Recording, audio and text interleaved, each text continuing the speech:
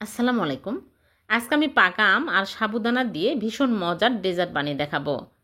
ঠান্ডা ঠান্ডা এই গরমে এই ডেজার্টটি খেতে দারুণ মজার হয়।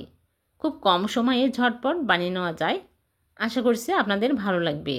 ভিডিওটি যদি ভালো লেগে থাকে লাইক কমেন্ট শেয়ার করে দিবেন। তাহলে চলুন বেশি কথা না বাড়িয়ে শুরু করি। প্রথমে সাবুদানা সিদ্ধ করে নিব। এজন্য চুলায় প্যান বসিয়ে পরিমাণ মতো পানি দিয়ে পানি ফুটিয়ে নিয়েছে। এখন সাবুদানা দিয়ে দিচ্ছে হাফ কাপ। সাবুদানা দিয়ে আমি নেড়েচেড়ে সিদ্ধ করে নিব। সাবুদানা সিদ্ধ হতে 10 থেকে 12 মিনিট সময় লাগে। নেড়েচেড়ে ভালো করে সিদ্ধ করে নিতে হবে। যখন দেখবেন যে সিদ্ধ হয়ে একদম পানির কালারের মতো হয়ে গেছে, তখনই বুঝতে হবে ভালোভাবে সিদ্ধ হয়ে গেছে। এখন আমি চুলা থেকে নামিয়ে একটা স্ট্রেনারে ঢেলে ঠান্ডা পানি দিয়ে ধুয়ে নিব, তাহলে ঝরঝরা হবে।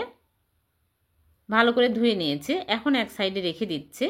আর এদিকে আমি পাকা আম নিয়েছি, এখান থেকে আমি একটা ছোট ছোট টুকরো করে কেটে নিব আর দুইটা আমি জুস করে নিব,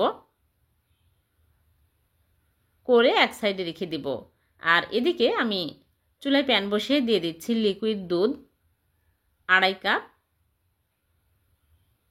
দিয়ে আমি নেড়েচেড়ে জাল করে বলক তুলে নিব।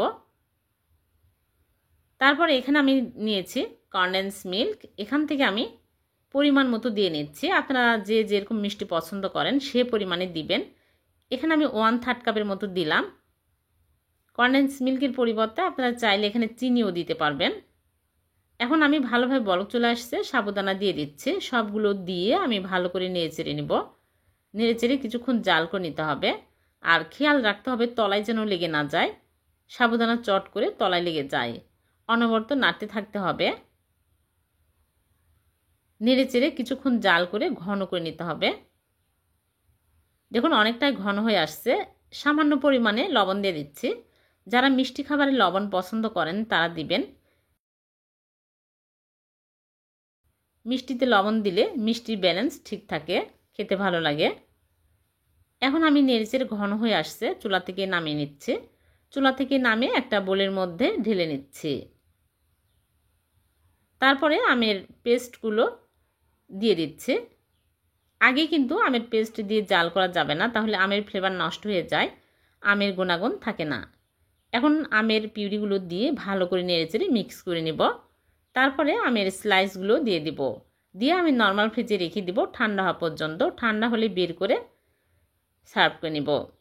ঠান্ডা ঠান্ডা সাবুদানার এই ডেজার্টটি খেতে ভীষণ মজার হয়,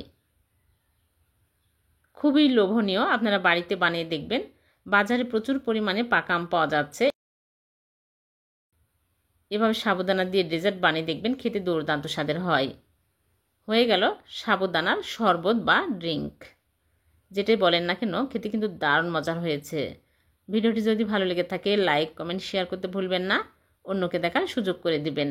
আবার দেখা হবে নতুন কোনো রেসিপিতে। সে পর্যন্ত ভালো থাকবেন, সুস্থ থাকবেন। আল্লাহ হাফেজ।